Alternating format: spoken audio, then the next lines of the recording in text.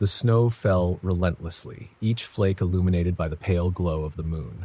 December nights in the small isolated town of Harrow's Point were known for their stillness, but tonight something was different. The air seemed thicker, carrying a weight that pressed against the chest. It was the kind of night that made the hairs on the back of the neck stand on end without explanation. Martin Stokes trudged through the knee-deep snow, clutching a flashlight that barely cut through the oppressive darkness. He'd taken the old forest trail home from the general store, a path he'd walked 100 times before. But as the wind howled and the branches creaked above, he found himself glancing over his shoulder more often than usual. The trail was bordered by dense pines that seemed to lean inward, as if conspiring to block out the world. Martin had always found the woods comforting, even in the dead of winter, but tonight they felt suffocating. Every sound, the crunch of his boots, the snap of a distant branch, echoed unnaturally. As he neared the halfway point of the trail, he noticed something peculiar. The beam of his flashlight caught a set of footprints crossing the path ahead. They weren't his. They were smaller, almost childlike, and they disappeared into the woods. Martin paused, the icy wind nipping at his exposed face. Who would be out here, especially in this weather? "Hello?" he called out, his voice swallowed by the vastness of the forest. There was no reply, only the whistle of the wind. Against his better judgment, he stepped off the trail to follow the prints. They weaved between the trees, leading deeper into the woods. He called out again, but the silence felt heavier now, oppressive. After several minutes, the footprints abruptly stopped. There was no sign of anyone, no indication of where the person might have gone. It was as if they had vanished into thin air. A chill ran down Martin's spine, one that had nothing to do with the cold. He turned to head back to the trail, but the forest suddenly seemed unfamiliar. The trees stood taller, their branches gnarled and reaching like skeletal hands. His flashlight flickered, casting jagged shadows that danced with unsettling intent. Martin quickened his pace, panic beginning to bubble beneath the surface. The trail was nowhere to be found, and every direction looked the same. The wind picked up, carrying with it a faint, mournful sound, a child's laughter, distant and hollow. He froze, his breath clouding in the freezing air. "Who's there?" he demanded, his voice cracking. The laughter stopped abruptly, replaced by a low, guttural growl that seemed to come from all around him. The flashlight flickered again and died, plunging him into darkness. His heart thundered in his chest as he fumbled to revive the light, but the switch clicked uselessly. Then, out of the corner of his eye, he saw movement. A figure stood just beyond the reach of the moonlight, its form indistinct but undeniably human. It was small, like a child, but something about its proportions was off. Its limbs too long, its head tilted at an unnatural angle. "Stay back!" Martin shouted, gripping the flashlight like a weapon. The figure didn't move. For a moment, they stared at each other, the silence stretching into eternity. Then it took a single step forward, and Martin ran. Blindly, he pushed through the snow and branches, ignoring the cuts and bruises forming on his face and hands. The sound of crunching snow followed him, growing louder with each step. He didn't dare look back, the primal fear rooting itself too deeply in his mind. The laughter returned, louder now, and mixed with other sounds, whispers, sobs, and the occasional sharp snap of a branch. Suddenly, Martin burst into a clearing. The moonlight revealed an old, decrepit cabin he had never seen before. Its windows were shattered, and the door hung ajar, creaking softly in the wind. Desperate for shelter, he darted inside and slammed the door shut, leaning against it as he tried to catch his breath. The interior was frigid and empty, save for a broken table and a chair that sat oddly in the center of the room, facing the door. Martin's relief was short-lived. The laughter and whispers were gone, replaced by a deafening silence, the kind that made his ears ring. He stepped forward cautiously, his boots crunching on shards of glass scattered across the floor. His breath came in ragged gasps, visible in the freezing air. Then he saw it. On the wall, scrawled in something dark and frozen, was a single word: "Stay!" The door behind him creaked, and Martin spun around. It hadn't moved, but the chair was now empty. He hadn't even noticed someone sitting there, but he knew deep in his bones that it had been occupied. The realization sent a wave of nausea through him. The whispers returned, low and unintelligible, but closer now. He turned in circles, trying to locate the source, but they seemed to come from everywhere. Shadows began to shift along the walls, they taking on shapes that shouldn't exist. They stretched and writhed, growing larger and more distorted until they consumed the room. The door suddenly flew open, and the freezing wind howled inside. Martin's flashlight sputtered back to life in his hand, illuminating the figure from the woods. It stood in the doorway, its face obscured by shadows, but its eyes glowed, a piercing, unnatural white. He backed away, trembling until his heels hit the wall. The figure stepped inside, its movements unnervingly fluid, like it was gliding rather than walking. It raised a long, thin arm and pointed directly at him. "No," Martin whispered, shaking his head. "Stay away." The figure didn't speak, but the whispers grew louder, forming words he couldn't understand.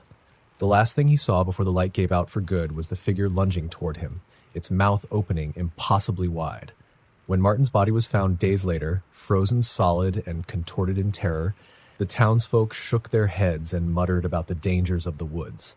They didn't speak of the cabin, nor of the stories that had circulated for years about those who entered and never returned. December nights in Harrow's Point were still and quiet, but if you listened closely, you could sometimes hear faint whispers carried on the wind. Story number 2. The storm had come out of nowhere, a brutal December blizzard that swallowed the town of Clearwater whole. Streets disappeared beneath thick drifts of snow, and the power had gone out just after dusk, plunging the area into a cold, suffocating darkness. Most people hunkered down in their homes, lighting candles and layering blankets to fight the bitter chill. Kara didn't have that luxury. She had been stuck at the diner where she worked late into the evening, taking inventory alone while her boss escaped to his cozy suburban house hours earlier. By the time she finished, the wind howled like a living thing, and her small sedan was completely buried. With no chance of digging it out and no public transport running, her only option was to walk the mile back to her apartment.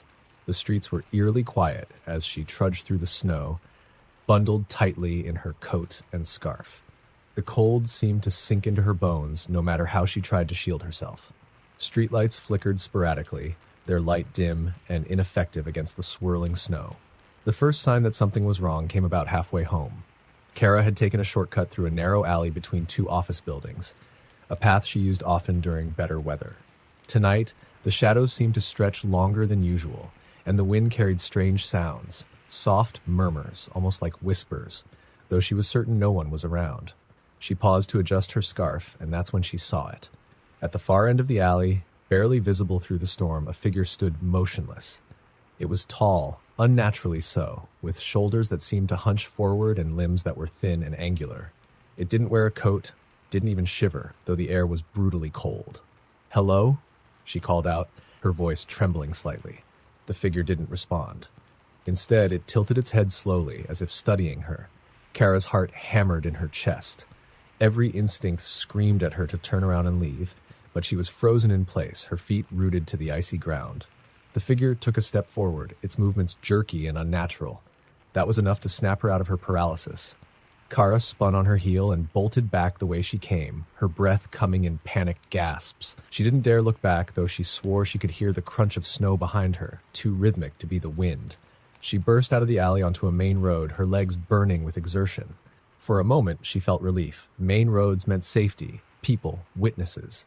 But the street was empty, the snow swallowing any sign of life. The storm was intensifying, and the visibility was almost zero. Kara kept moving, desperate to get home.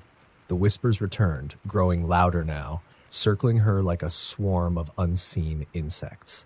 She clutched her scarf tighter and tried to block them out, but they burrowed into her ears, forming words she couldn't quite understand. And then, ahead of her, the figure appeared again. It was closer this time, much closer, standing directly under a flickering streetlight. Kara stumbled to a halt, her pulse pounding. The light illuminated it just enough for her to make out details she wished she hadn't. Its skin was pale and stretched too tightly over its bones. Its face, there was no face, only a smooth, featureless expanse where eyes, a nose, and a mouth should have been. It raised an arm, impossibly long, and pointed at her. "Go away," she screamed, her voice breaking. The thing tilted its head again as if amused and began to advance. Kara turned and ran down a side street, her boots slipping on the icy pavement. She could barely see where she was going, the snow blinding her, but she didn't care. She just had to get away. She darted through another alley, then into a small park, her breath ragged and her legs threatening to give out. The whispers were deafening now, overlapping and discordant. Shadows seemed to move at the edges of her vision, shapes she couldn't quite make out but knew were there. Finally, she spotted her apartment building through the storm. A sob of relief escaped her as she sprinted the last few yards and fumbled with her keys. Her numb fingers struggled to unlock the door, but she managed to shove it open and collapse inside. The warmth of the building was a shock after the frigid air outside. Kara leaned against the door, her chest heaving, and listened. The whispers were gone, and the storm outside seemed distant, muted by the thick walls. But then she noticed something that made her blood run cold. The hallway lights were flickering, casting long, jagged shadows across the walls. From the far end of the hall, the whispers began again. Slowly, Kara turned her head. The figure stood there, impossibly tall, its featureless face now angled toward her. She dropped her keys and stumbled backward, her mind racing. How had it gotten inside? There was no way. It took a step forward, and the lights went out completely. The whispers swelled to a deafening roar, and Kara screamed as the darkness consumed her. The next morning, her neighbors found the apartment door wide open, snow piled in the entrance. The police were called, but there was no trace of Kara anywhere. Just a set of long, narrow footprints leading away from the building, vanishing into the snowstorm. Story number 3. The mountains were dead silent that December night, the kind of silence that amplified every small sound. The crunch of snow underfoot, the faint rustle of wind through the pines, the occasional crack of ice deep within the frozen river. Aaron had ventured farther than he should have. He told himself it was just a short hike to clear his mind, a chance to escape the chaos of the holidays back in the cabin with his family. But the sun had set quicker than expected, and the trail markers had disappeared under fresh snow. He was lost. At first, Aaron tried to retrace his steps, but the snowfall had covered everything behind him. His flashlight beam cut through the darkness in a feeble cone, illuminating only endless trees and the glittering frost clinging to their bark. His phone had no signal. Of course, it never did this deep in the wilderness. Panic started to creep in, slow and insidious. The cold bit at his cheeks and fingers, despite the thick gloves and scarf he wore. He tried to stay calm, breathing deeply, focusing on putting one foot in front of the other. The cabin wasn't far. It couldn't be. And that's when he heard it. A low, resonant sound that didn't belong in the forest. Not the cry of an animal, not the groan of a tree bending under snow. It was deeper, more guttural, a cross between a growl and a moan. Aaron froze, his breath visible in the frigid air. He swung his flashlight in the direction of the sound, the beam shaking with his unsteady grip. Nothing, just trees and shadows. But then it came again, louder this time, closer. "Hello?" he called, his voice breaking. "Is someone there?" No answer, only the whisper of the wind and that awful growling sound, now circling him. Aaron's instincts screamed at him to run. But run where? The trees were dense, and the snow made every step a struggle. He tried anyway, trudging forward as fast as he could. The growl followed, always just out of sight, weaving through the darkness like a predator stalking its prey. He tripped over a hidden root and fell face first into the snow. Scrambling to his feet, he swung the flashlight around again. This time he saw it. A figure stood about 30 feet away, partially obscured by the trees. It was tall, inhumanly tall, with limbs that seemed too long for its body. Its face was obscured by the shadows, but its eyes glowed. Aaron's chest tightened, and he stumbled backward. The figure didn't move at first, just stood there, watching him. Then slowly it began to advance, its movements jerky and unnatural, as though its joints bent in ways they shouldn't.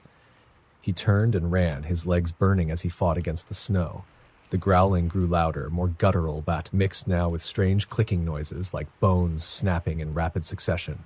The trees seemed to close in around him, their branches clawing at his jacket and scarf. The flashlight flickered, the beam sputtering weakly before going out entirely. "No, no, no," he gasped, fumbling with it, but the batteries were dead. The darkness was complete now, swallowing him whole. He could barely see his own hands in front of him, let alone the path. The growling stopped. The sudden silence was worse than the sound. Aaron stopped moving, his ears straining. He could hear his own heartbeat, rapid and thundering in his chest. A voice broke the quiet. "Aaron?" It wasn't a shout or a whisper, but something in between, a distorted mimicry of his mother's voice. "Aaron, come home." Tears streamed down his face. He knew it wasn't her. She was back at the cabin, miles away, but the voice was so familiar, so warm, it almost made him want to follow it. Almost. He backed away, his breath hitching with every step. The voice called again, closer now. Aaron, don't you want to come home? It wasn't just one voice anymore. There were others overlapping, layering on top of each other. His father's voice, his sister's, even his own voice, distorted and wrong. A new sound joined the chorus, footsteps crunching through the snow impossibly fast.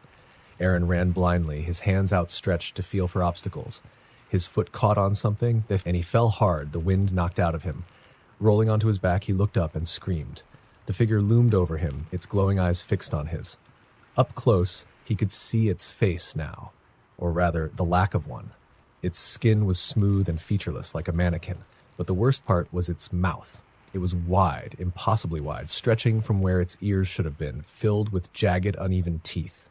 The thing crouched low, its head tilting in a grotesque mimicry of curiosity. Aaron, it said again, though its mouth didn't move. He clawed at the snow, trying to push himself away, but it was no use. The creature reached out with one long, spindly arm, its fingers ending in claws that glinted in the dim light. And then the world went black. The search party found his body 3 days later, partially buried in the snow. His face was frozen in an expression of pure terror, his eyes wide open and bloodshot. But the strangest thing was the footprints around him. There were dozens, circling and overlapping, as though something had danced around his body after he fell. The tracks led back into the forest, disappearing into the untouched snow, and no one ever found where they went. Story number 4. The storm came out of nowhere, whipping through the small town like a vengeful spirit. Sarah had been driving home from her night shift at the hospital, her car the only one on the winding road. The snow was relentless, blanketing the windshield faster than the wipers could clear it. She squinted through the glass, her headlights barely cutting through the swirling white. Her GPS had failed half an hour ago, and now she wasn't even sure she was still on the main road. The trees loomed on either side of her, their bare branches clawing at the dark sky. When she saw the faint glow of a house in the distance, relief washed over her. A place to stop, to ask for directions, or at least wait out the storm. She pulled into the driveway, the tires crunching over the snow. The house was old, its wooden frame creaking in the wind. A single light burned in the front window, casting a dim yellow glow onto the porch. Sarah hesitated. Something about the place felt wrong. The windows were clouded with frost, and the paint on the walls had peeled away in long strips. The front door was slightly ajar, swinging on its hinges. She shook off her unease. It was just an old house, and she needed help. Stepping out of the car, she pulled her coat tight against the biting wind and climbed the porch steps. "Hello?"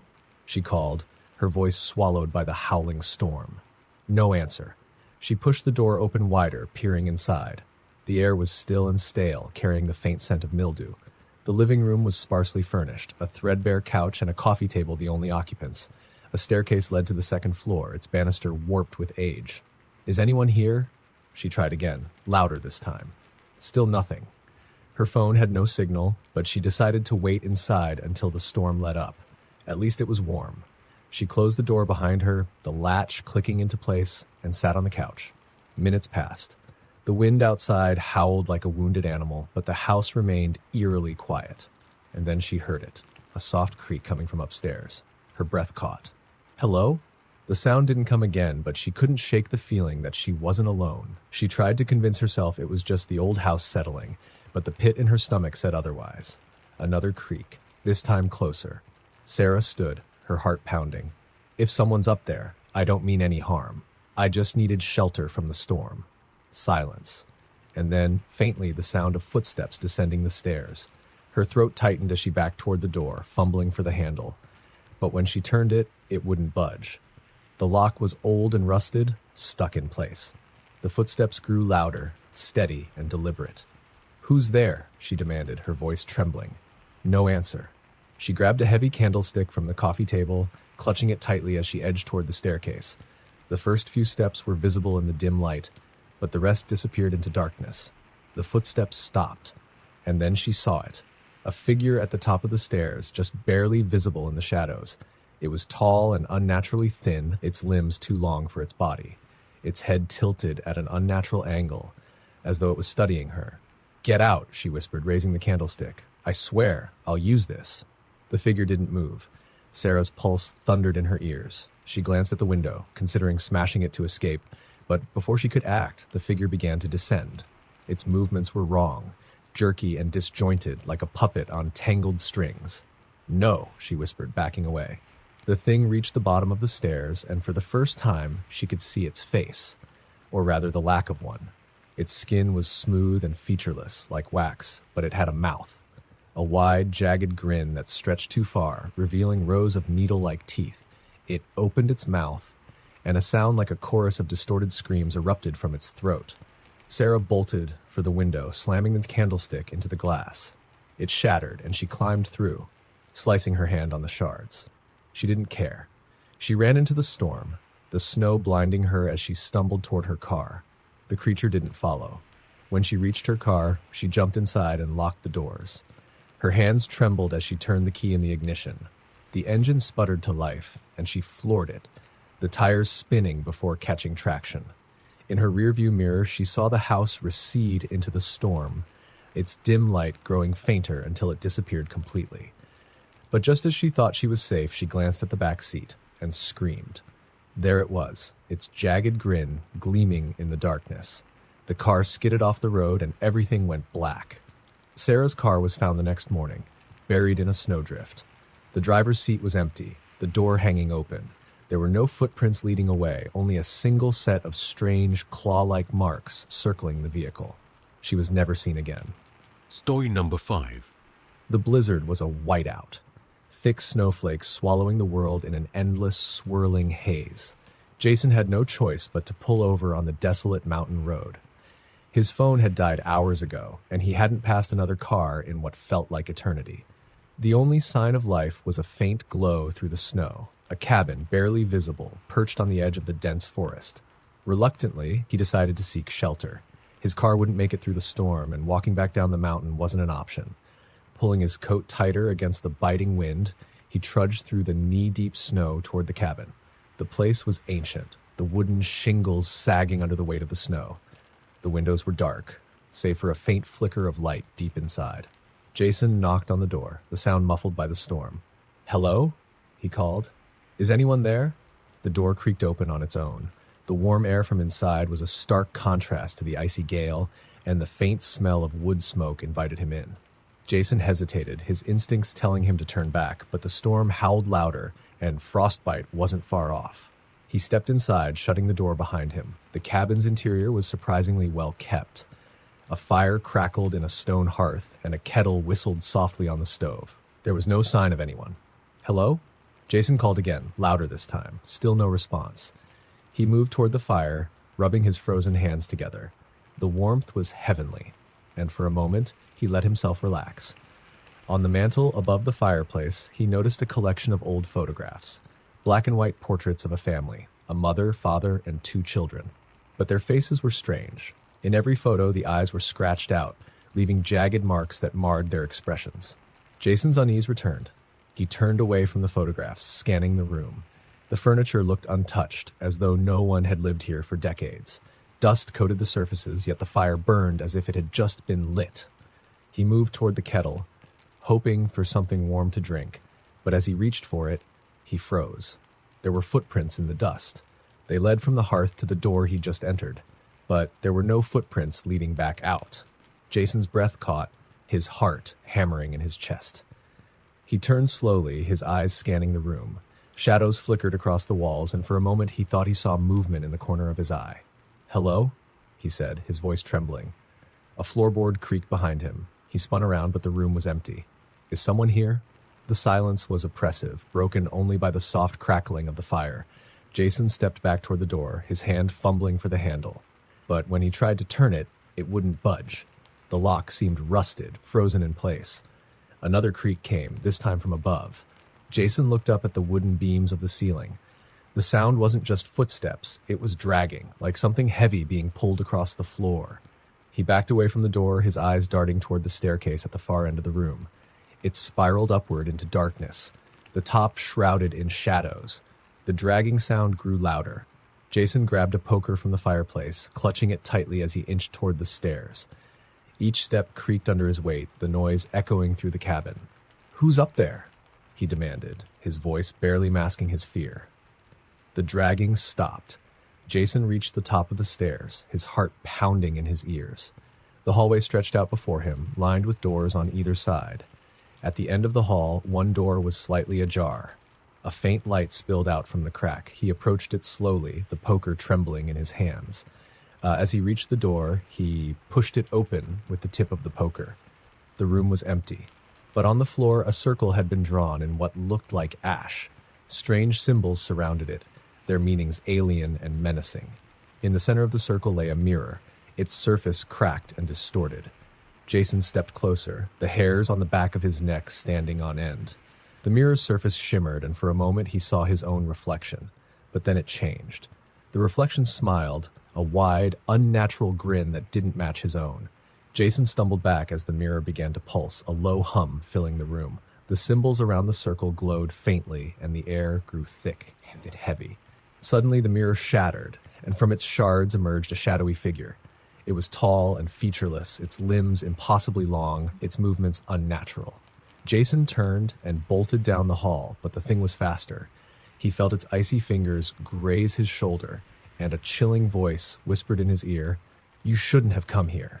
He tumbled down the stairs, landing hard on the wooden floor. Dazed, he scrambled to his feet and ran for the door, yanking at the handle with all his strength. It finally gave way, and he stumbled out into the storm. But the snow wasn't falling anymore. The world around him was black, the cabin the only thing visible in the void.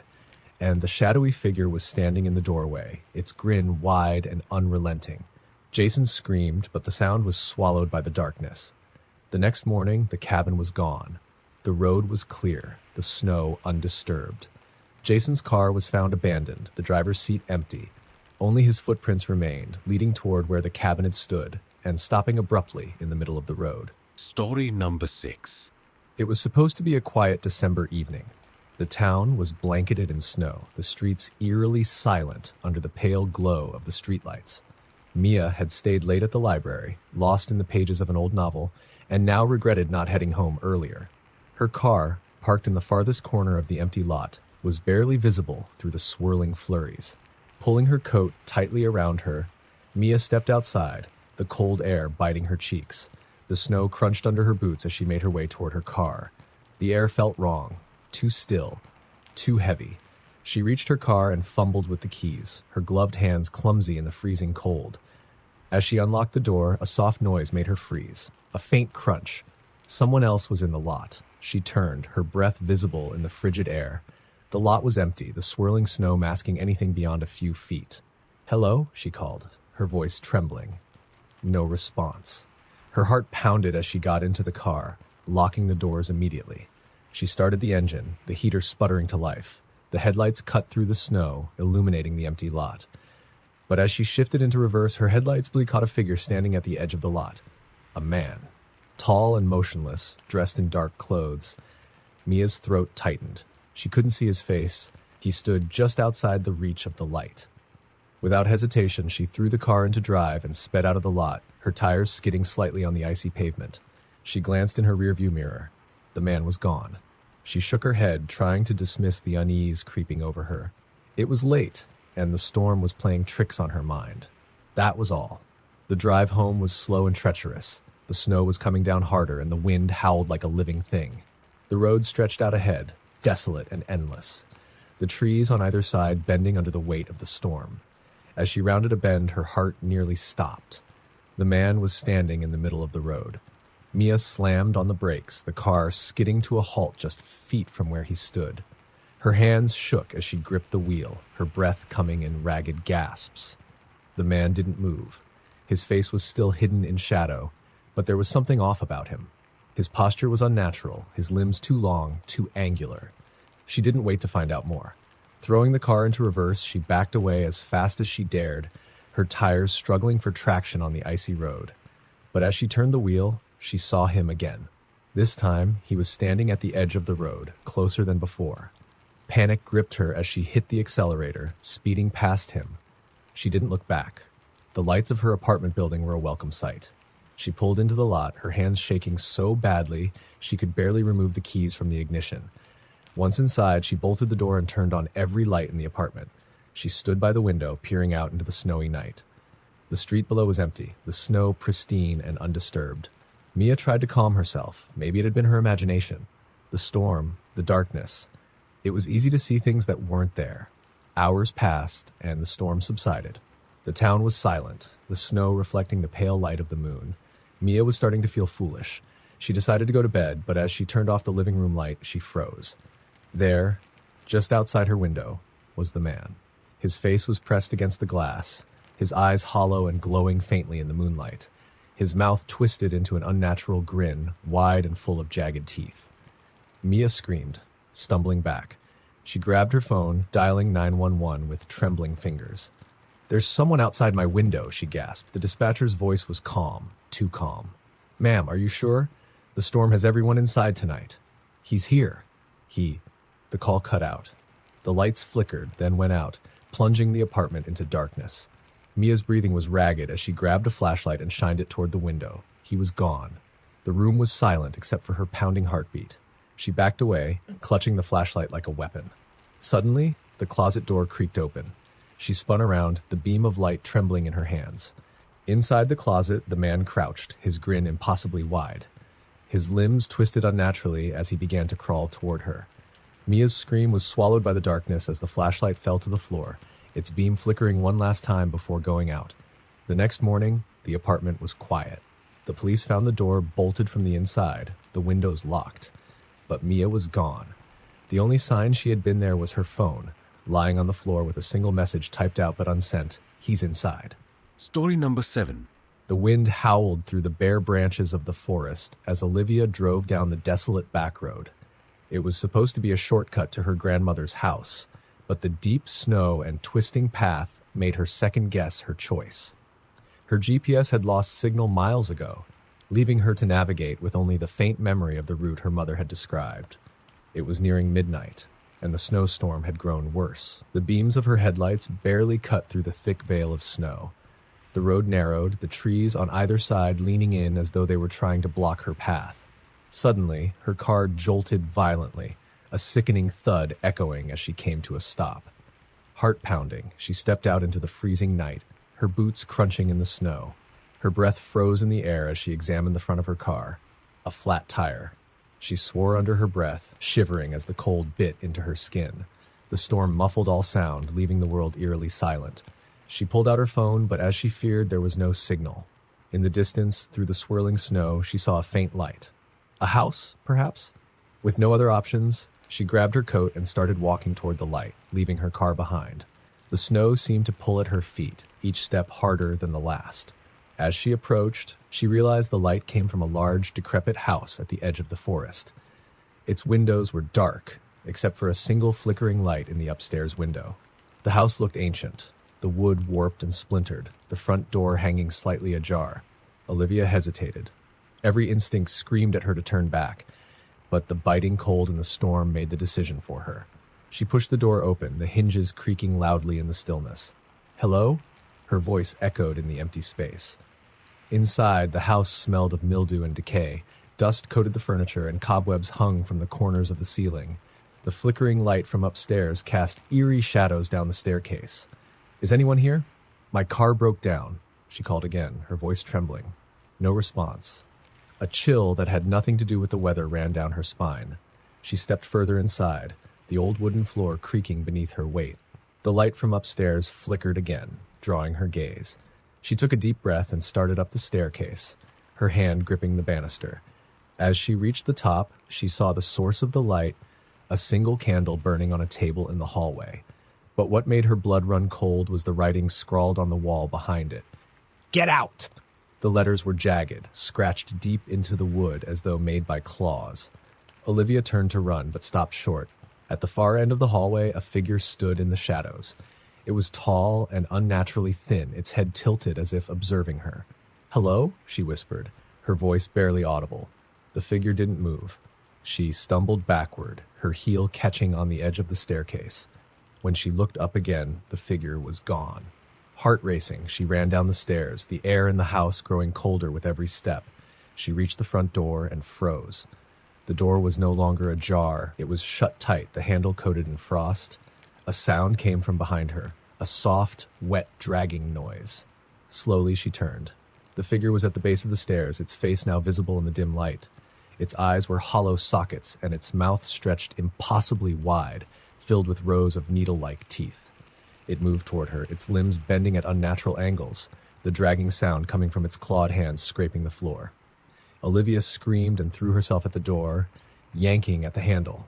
It wouldn't budge. The cold seeped through her coat into her skin as the creature drew closer. Desperate, she grabbed the nearest object, a rusted candlestick, and swung it. The creature shrieked, the sound piercing and otherworldly, and recoiled. She didn't wait to see if it would recover. She threw herself against the door again, and this time it flew open. She stumbled out into the snow with the storm raging harder than ever. Behind her, the house seemed to groan, the windows shattering as the creature's shriek echoed through the forest. Olivia ran, her breath coming in ragged gasps, her feet numb as she trudged through the snow. She didn't stop until she saw the faint glow of her car's hazard lights in the distance. When she reached her car, she locked the doors and sat there, shaking, until dawn. By morning, the storm had passed. She mustered the courage to look back toward the house. It was gone. All that remained was a patch of dead, blackened earth where the house had stood. Olivia drove away, the memory of the creature's hollow eyes and jagged grin burned into her mind. She never took that shortcut again. Story number 8. The blizzard hit without warning, transforming the quiet December night into a raging snow-filled nightmare. Aaron had been driving home from a work retreat in the mountains, taking a shortcut through a secluded road that cut through dense forest. The route was remote, but it shaved nearly an hour off the drive. At first, the snow was light, just a dusting on the windshield, but within minutes it became a whiteout. Visibility dropped to nothing, and Aaron could barely see the faint outlines of the road. When his car's engine sputtered and died, he wasn't entirely surprised. The temperature had dropped sharply, and his old sedan wasn't built for extreme cold. He cursed under his breath and tried the ignition again, but the engine only coughed weakly in response. Aaron pulled his coat tighter and looked around. Through the swirling snow, he thought he saw a faint light in the distance. A house, maybe? He grabbed his phone, but there was no signal. His options were limited. Stay in the freezing car or make his way toward the light. He chose the latter. The trek through the snow was grueling. The wind howled and the icy flakes stung his face. Each step was an effort, the snow nearly up to his knees. But the light grew closer, resolving into the warm glow of a cabin's window. Relief flooded through him as he reached the door. He knocked loudly, his fist aching from the cold. After a moment, the door creaked open, revealing an elderly man with piercing blue eyes. He was bundled in a thick sweater, his face lined with age, but his posture upright and firm. "Stranded, are you?" the man said in a deep, gravelly voice. Aaron nodded. "My car broke down a mile back. The storm." The man cut him off with a gesture. "Come inside. You'll freeze to death out there." The cabin was warm and dimly lit, a fire crackling in the stone fireplace. The furniture was simple but well-worn, and the air smelled faintly of pine and something metallic. "Name's Walter," the man said, motioning Aaron to sit near the fire. "Storms like this can be deadly. You're lucky you saw the light." "Thanks," Aaron said, settling into the armchair. His body ached, and the heat was a welcome relief. "Do you have a phone I could use, or maybe a way to get a tow truck?" Walter shook his head. "No phones out here. No service either. Storm like this, nobody's coming till morning." Aaron sighed, but he couldn't argue. The fire was comforting, and Walter seemed friendly enough. They chatted for a while, the conversation meandering from the storm to the history of the area. Walter explained that he'd lived in the cabin for decades, enjoying the solitude. But as the hours passed, something began to feel off. Walter's piercing blue eyes never seemed to leave Aaron. His movements were deliberate, almost too smooth, and the faint metallic scent in the air grew stronger. Aaron chalked it up to his own nerves. He was stranded in a strange place with a stranger. Of course, he felt uneasy. Then he noticed the photographs. They were scattered across the mantel above the fireplace, old black and white images of people standing in front of the cabin. But as Aaron looked closer, he realized the people in the photos all looked eerily similar. Not just similar, identical. "Are these family pictures?" Aaron asked, his voice strained. Walter turned to him, his blue eyes glinting in the firelight. "Something like that." Aaron's stomach twisted. He stood, suddenly feeling the urge to leave. "I should check my car. Maybe the storm's let up." Walter's smile didn't reach his eyes. You won't make it far in this weather. Aaron's heart pounded as he backed toward the door. I think I'll try anyway. Walter stood, blocking his path. You should sit down, Aaron. The sound of his name sent a chill down Aaron's spine. He hadn't told Walter his name. How do you? Walter's face twisted into something inhuman. His eyes turned black, his grin stretching impossibly wide. You're not the first to come here, and you won't be the last. Aaron bolted for the door, yanking it open and plunging into the storm. The snow was blinding, but he didn't stop. Behind him, he heard Walter's voice, now a guttural growl, echoing through the trees. You can't run forever. Aaron stumbled and fell, the snow swallowing him. He looked back and saw Walter, or whatever he had become, emerging from the cabin. His body was distorted, his limbs too long, his mouth brimming with jagged teeth. Aaron scrambled to his feet and ran, his lungs burning from the cold. He didn't know where he was going, but he couldn't stop. The storm seemed to close in around him, the trees looming like shadowy figures. He could hear Walter's heavy footsteps in the snow, getting closer. Just when he thought he couldn't go any farther, he saw it, a faint glow in the distance. Another light. He ran toward it, his legs numb and his vision blurring. He burst into a clearing and saw another cabin, identical to Walter's. The door opened and an elderly man with piercing blue eyes stepped out. Stranded, are you? Aaron's scream was swallowed by the storm. Story number 9. The biting cold of December had settled over the small mountain town, blanketing everything in snow and silence. Emily had been tasked with closing up the old library for the season, as the harsh winters made it inaccessible to visitors. The library was ancient, with creaking floors and walls that seemed to groan under the weight of time. She'd never liked being there alone at night, but the job paid well. It was her last task of the day. Lock the heavy wooden doors, turn off the lights, and set the alarm. The snowstorm had intensified while she worked, and the swirling wind rattled the windows, creating eerie shadows that danced across the shelves. Emily kept her head down and moved quickly, eager to finish. She was halfway through the main hall when she heard it, the soft sound of pages rustling. She froze. The library was empty. She'd made sure of it before locking the front doors. Slowly, she turned toward the noise, her breath visible in the cold air. The sound came again, louder this time. It was coming from the restricted section, a roped-off area that housed the oldest and rarest books. No one was allowed back there without special permission. Emily hesitated, her heart pounding. The logical part of her brain told her it was just the wind or a rodent knocking over papers. But something about the sound felt deliberate. She grabbed a flashlight from the desk and made her way toward the restricted section. The old wooden floor creaked beneath her boots, each step amplifying the silence. The restricted section was darker than the rest of the library, the shelves taller and closer together. The smell of aged paper was stronger here, mixed with a faint metallic tang. The rustling stopped as soon as she entered. "Hello?" she called, her voice barely above a whisper. No response. She shone the flashlight along the rows of books, the beam catching on the ornate spines of leather-bound volumes. Her breath caught when she saw a single book lying open on the floor, its pages fluttering as though caught in an invisible breeze. Emily approached it cautiously. The book looked ancient, its cover cracked and faded. The title was in a language she couldn't read, the letters jagged and strange. As she leaned down to pick it up, the temperature in the room dropped sharply. Her breath came out in frantic puffs, and she felt the hairs on her neck rise. She froze when she saw the words on the open page begin to move. Not just shift slightly, move. The letters slithered and rearranged themselves, forming new sentences before her eyes. Her flashlight flickered, and she heard it. A low, guttural whisper coming from the shadows at the end of the aisle. "Read it," the voice hissed. Emily stumbled back, dropping the flashlight.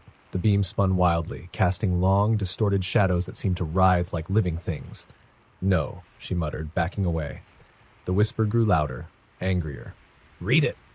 She turned and ran, her boots skidding on the polished floor. The library seemed to stretch endlessly, the rows of bookshelves multiplying and twisting around her. She couldn't find the exit. The whispers were everywhere now, and a cacophony of voices chanting in that same unrecognizable language. She clapped her hands over her ears, but it didn't help. The sound was inside her head, drilling into her skull. Suddenly she tripped and fell hard, the wind knocked out of her. She looked up and saw she was back in the restricted section. The open book was in front of her again, its pages glowing faintly in the darkness. This time the words were in English. Speak the words and be free. Emily shook her head, tears streaming down her face. I don't understand. The room shuddered violently, and the shelves began to topple one by one, the books spilling out in a cascade of paper and leather. The shadows coalesced into a towering figure with hollow eyes that burned like embers. It loomed over her, its voice now a deafening roar. Read it! Terrified, Emily grabbed the book and began to read the words aloud. They felt unnatural on her tongue, like shards of ice scraping against her throat. As she spoke, the figure leaned closer, its skeletal hand reaching for her. The room dissolved into darkness, and the voices stopped. When Emily opened her eyes, she was sitting at the library desk. The storm outside had passed, and the library was eerily quiet. But something was wrong. The air felt heavier, oppressive. She looked down at her hands and saw they were withered and gray. Her veins blackened like tree roots. She tried to scream, but no sound came out. From the shadows, a soft rustling of pages began again, and she realized the book was still there, waiting for its next victim. Story number 10. The snow had been relentless all day, piling up in massive drifts along the narrow roads that led to the remote ski lodge. Zach, a university student on winter break, had taken the seasonal job to earn extra cash. The lodge was beautiful but isolated, perched high on a mountain and surrounded by dense forest. That night, Zach was the last to leave. The guests had all gone to bed, and the staff had clocked out hours earlier. He'd been tasked with locking up the equipment shed at the edge of the property. Bundled against the freezing cold, he trudged through the snow toward the shed. The lodge lights cast faint beams into the swirling storm, but as he moved farther away, the darkness seemed to press in around him. Reaching the shed, Zach fumbled with the lock. The metal was ice cold, and his fingers, even through gloves, felt stiff and clumsy. The wind howled through the trees, creating a low, mournful sound that set his nerves on edge. Finally, the lock clicked open, and he pushed the door inward. Inside, the shed smelled of oil and metal. Snowboards and skis were neatly stacked against the walls, and the faint glint of tools hung from the pegboards. Zach quickly secured the equipment, wanting nothing more than to finish and get back to the warmth of the lodge. As he reached for the light switch to leave, he heard it. A faint crunch of snow just outside the shed. He froze.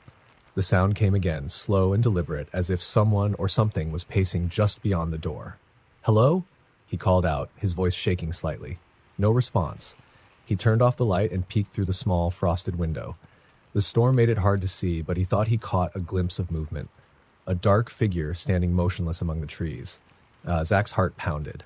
It could be a guest who wandered too far, he told himself. But why weren't they answering?